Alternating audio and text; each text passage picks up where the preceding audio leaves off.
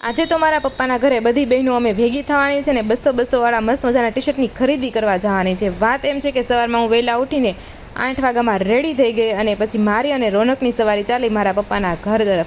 રસ્તાનો મસ્ત મજાનો આનંદ માણતા માણતા અમે પહોંચી ગયા મારા મમ્મીના ઘરે। ત્યાં અમે બધી બહેનોએ વાતચીત કરી, બપોરાની તૈયારી કરી। સોનલ અહીંયા પૂરી બનતી હતી અને બધી બહેનોએ પૂરી બનાવવા મદદ કરતી હતી। મમ્મી જે રીશુને રમાડતા હતા। બપોરા થતાં બધાએ પહેલાં જમી લીધું, પહેલાં જેન્ટ્સ લોકો બેઠા અને પછી અમે બધી બહેનો જમવા માટે બેસી ગઈ અને અમારે જમતા વાર લાગી કારણ કે વાતો જેટલી હતી। પછી સોનલ અને મિત્તલે એની ખરીદી બતાવી કે આ વસ્તુ મેં લીધી છે, તમારે 200 વાળા ટી શર્ટ લેવા હોય ને તો 5 વાગ્યા યમુના ચોકલા ભાઈ આવે છે ત્યાં આપણે લેવા જઈશું।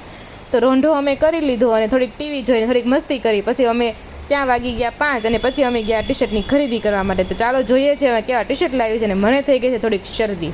તો ટી શર્ટ લેવા માટે પહોંચ્યા તો ઓલરેડી ઘણા લોકો છે ને વેઇટિંગમાં ઊભા હતા પણ ટી શર્ટવાળા ભાઈ આવવાના હતા।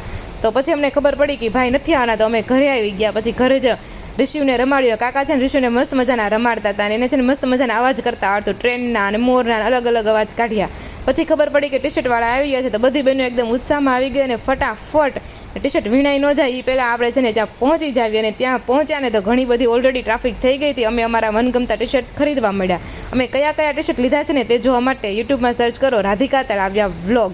પછી અમે ઘરે આવીને વાળું કરી લીધું। વાળુંમાં હતું પાવ અને ભાજી અને ફૂલ વ્લોગ જોવો હોય તો યુટ્યુબમાં સર્ચ કરજો રાધિકા તળાવિયા વ્લોગ। પછી અમે બધા ગયા દાદા ભગવાનના સત્સંગમાં, ત્યાં થોડો સત્સંગ કર્યો। આ મિની વ્લોગ ગમ્યો હોય તો લાઇક કરવાનું ભૂલતા નહીં। ફરી મળીશું।